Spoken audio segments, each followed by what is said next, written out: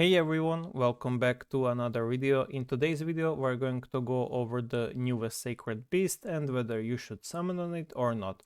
The short answer for majority of the free-to-play players as well as for the majority of the spenders, the answer is going to be no.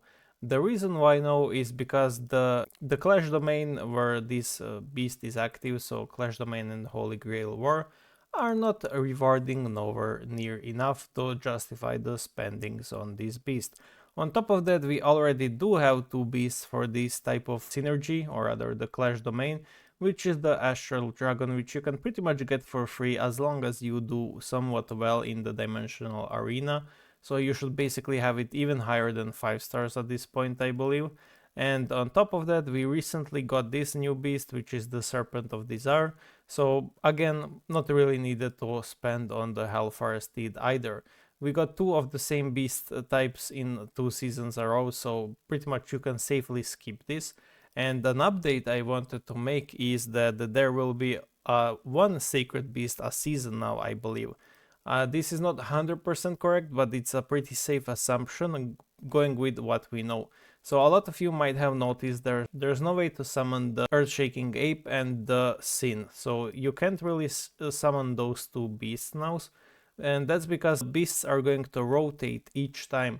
So in week 8 you will very likely be able to summon on the Sin as well as on the Earth-Shaking Ape. So that's the newest update, and I believe that is a pretty good update because going down from two beasts to one beast in a season for an exchange of a limited summons is a pretty good option because it saves you kind of diamonds and the money as well, and it also kind of doesn't force the new game modes to be locked behind certain beasts. So I believe this is overall a good update, although it kind of hurts people that wanted to summon the Sin or the Earth-Shaking Ape for the PvP now, but it is what it is. I do believe it's okayish and a fair trade-off, because we do get less beats per season, which means less money spending needed. In siege battles of Clash Domain and Holy Grail War battles, increase the final damage reduction of all allies by 20%. I believe that the damage reduction is useless, but it says final, so final is a key part in here. Final means it gets added at the end of the formula, which means it applies to every single damage.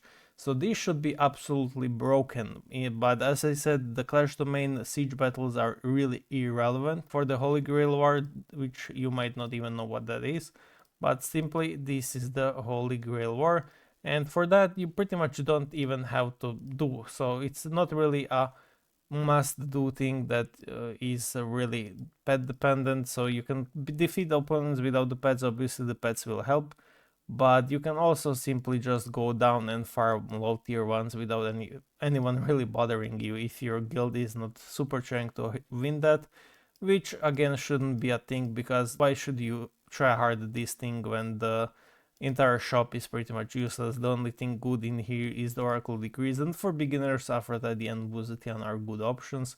Everything else is pretty irrelevant in here, honestly. So that's why summoning on this beast will be probably very useless for you and not really rewarding at all. And on top of that, we're also getting both fate summons in the next week, so you simply just have to save all of the diamonds that you have spared, because that week is going to be absolutely insane in terms of spending. The beast itself is not really bad, so if you take a look at the skills, enhance the bonus of the deployed sacred beast in the same pen, that's pretty common for every single beast. But the active, or rather the main skill, is increase the max HP of all allies by 15 and defense, which is useless, and damage reduction by 10%. It's alright, but not really something amazing. The main thing is the final damage reduction, which is what everyone will want to get if you somehow end up focusing on this beast, which again shouldn't be your thing to do. You should much rather save your summons for the next time when the Sin or when the other pets that are pretty much mandatory appear. So these pets right here, Sacred Beasts, the Sin is going to be really of a big help in your Rift Odyssey. I'm missing only one shard, which is unfortunate. But yeah, you should definitely get the Sin for the Rift Odyssey, and you should definitely get the Ape for PvP the next time they appear on the rotation. So overall, a safe skip for everyone. Do not summon on this beast, even though it's cool looking. I really love the design, and I do love the third effect because it's the final damage reduction, and I hope it works like that. So reducing the total damage down by 50% is going to be pretty massive once we get her to 9-star, but that's far in the future for me personally. So yeah, so hopefully I have covered everything. So to recap, the beasts will rotate. The 4th and 8th week will have different pools as far as I know, and on top of that we will also have one beast per season, which is going to be a really nice change, because I do feel like they have started too hard on the beasts and it kind of needs to slow down, because once we get above 3 beasts for each domain, then it will be really troublesome, because benching a beast is nowhere near fun. You basically spend $500 to $600 to max a beast and then you end up benching it. That's not really a fun thing to do. So yeah, thank you for watching and see you guys in the next one.